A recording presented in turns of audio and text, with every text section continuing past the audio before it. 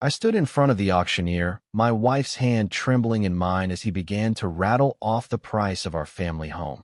The one I'd convinced her to buy, mortgage and all, on a promise that my latest business venture would take care of it. She looked at me like I was insane, and maybe she had every right to. I stare at the foreclosure papers, notice of sale scrawled across the top in red ink. My husband's eyes are on me, accusing. It's been a month since I've seen him, and this is what it's come to. Our home of 5 years, the one we fought for, fought over, and finally gave up on together. The garage sale signs have been posted, but no one's come by yet. Our 3-year-old daughter's favorite playground, the swing set she outgrew months ago, still stands in the front yard. We owe $250,000 to First National Bank. I remember walking into that office 6 years ago, like it was yesterday. Our broker at the time told me about a special offer on a no-credit check credit card, 18.9% APR, but only for a limited time. The temptation got to me. We were trying to save for a down payment, and this would give us the cash infusion we needed. I didn't know yet that this would be the last normal day I'd have for a while. As we left the house in foreclosure, my wife whispered something to me that still keeps me up at night. She asked if I'd ever paid off any of those credit cards. My mind goes dark there, trying not to think about the hundreds of thousands of dollars I spent on credit card debt. And what's even scarier is what happened after we left our old life behind. But I'm getting ahead of myself. What I do know is that it wasn't just the house they took from us. And for some reason, that thought haunts me more than the financial ruin itself. I remember the feeling of that initial rush when I first got my hands on that credit card. It was like having free money, just waiting to be spent. At first, it was small things, a new TV for the living room, a weekend getaway for us and Emma. But as the months went by, those little splurges turned into bigger ticket items. Renovations for the backyard, a brand new car. I told myself it was an investment in our future, but deep down, I knew better. The minimum payments were manageable, and I convinced myself that I could always pay more if needed. But then, things started to slip through the cracks. Late fees piled up, interest rates crept higher. I made excuses for every missed payment, rationalized away each new charge. Emma started noticing, too. She'd ask me where all our money was going, and I'd brush it off, telling her mom and dad are just reorganizing the finances. The lie felt like a lead weight in my stomach. By last year's tax return, we owed $150,000 to First National Bank. Still nothing compared to what's on those foreclosure papers. But when our bank statement came out, I knew something was seriously wrong. $200,000 plus the original $50,000 down payment. It added up fast, and now my special offer had turned into a curse. I felt like I'd sold my soul for that initial rush, or worse, like I'd been in on some twisted joke all along, playing accomplice to our own financial demise. As I stared at the foreclosure papers, a cold realization dawned on me.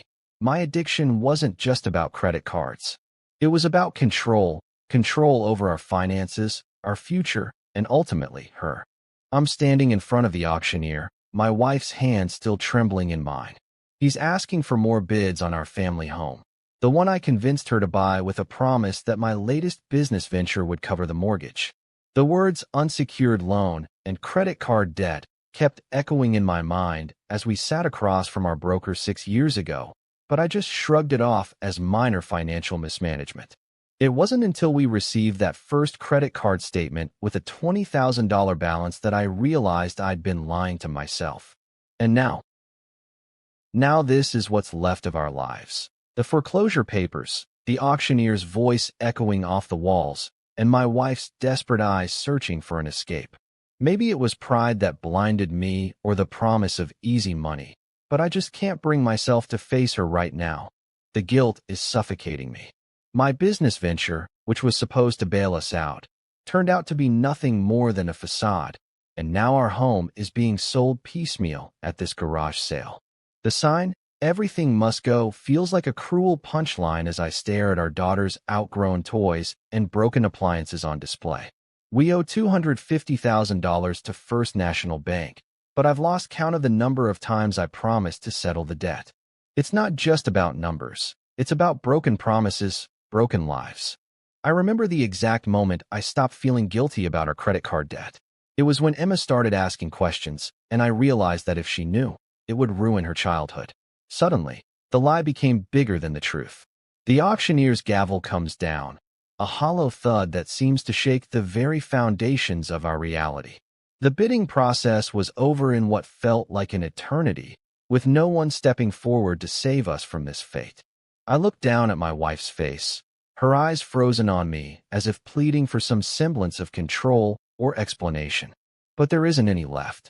Our home, the place where we laughed, argued, and built a life together, is now nothing more than a commodity up for grabs. The words "sold to First National Bank" scrawled across the foreclosure papers feel like a sick joke. I try to speak, but my voice catches in my throat as if stuck on a single, jagged phrase. I'm sorry.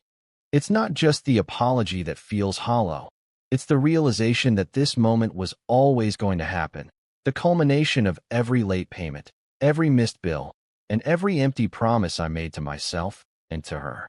The sound of my own footsteps echoes in my mind as I slowly let go of my wife's hand, a small, insignificant gesture that underscores the enormity of what we've lost. What people don't understand is that it's not just about overspending or poor financial planning. It's about a fundamental lack of trust in ourselves, in each other, and ultimately, in our own judgment. I stood there, frozen, as the reality of our situation finally sank in. The house was gone, and with it, the dreams we'd built together. The silence that followed was deafening, a stark contrast to the arguments, the tears, and the desperate attempts to salvage what little we had left. My wife's eyes still held that pleading look, but now they were tinged with a sense of resignation. I knew then that I wasn't just apologizing for our financial ruin. I was apologizing for being the reason it happened in the first place. The shame and guilt I'd been trying to outrun finally caught up with me, and I couldn't hide from it anymore. Our entire relationship had been predicated on a lie that I had perpetuated, fueled by my own addiction to the instant gratification of credit card debt. The truth was, we didn't need more money. We needed honesty. We needed me to be honest with myself and with her about what was really happening, instead of masking it behind a facade of responsibility. But by the time I finally came clean, the damage was done. Our home, our family's sense of security, was lost in the process. The weight of this moment, the moment when everything fell apart, is still crushing me. But as I stand here, trying to make sense of it all, I wonder, how many others are living in a state of suspended reality, like we were? How many families have let their dreams slip through their fingers, just as ours did?